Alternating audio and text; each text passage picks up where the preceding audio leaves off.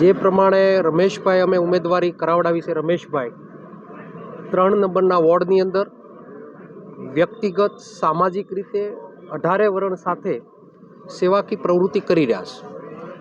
આ ઇલેક્શન કોઈ ભાજપ કોંગ્રેસ કરતા 3 નંબરના વોર્ડમાં સેવા કોણ કરી શકે એનું ઇલેક્શન રહેવાનું છે અને ઇલેક્શન 100% રમેશભાઈ તરફેણ માહોલ બનવાનો છે। એટલા માટે આજે ફોર્મ ભરવામાં મોટી સંખ્યામાં 18 વર્ણના આગેવાનો હાજર રહ્યા છે અને આવનાર દિવસોમાં જિલ્લાનો સૌથી મોટો જંગ 3 નંબરના વોર્ડમાં થશે।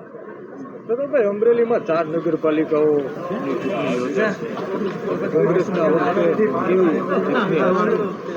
ભૂતકાળની અંદર જાફરાબાદની અંદર 3 વખત બિનહરીફ કરાવનાર ભાજપ આ વખતે એની જમીન જાફરાબાદમાં ગોતી રહી છે, કારણ કે જાફરાબાદમાં પણ ગઈકાલે ફોર્મ ભરાણા, રાજુલાની અંદર પણ તાકાતથી કોંગ્રેસ પોતાના ફોર્મ ભરી રહી છે, ચલાલામાં પણ ફોર્મ ભરાવાના ચાલુ છે, પેટા ઇલેક્શનના પણ ફોર્મ ભરાઈ રહ્યા છે। આખરી ચિત્ર સ્પષ્ટ લાઠી સાથેનું આવતીકાલે 2 વાગ્યા સુધીમાં ક્લિયર થશે।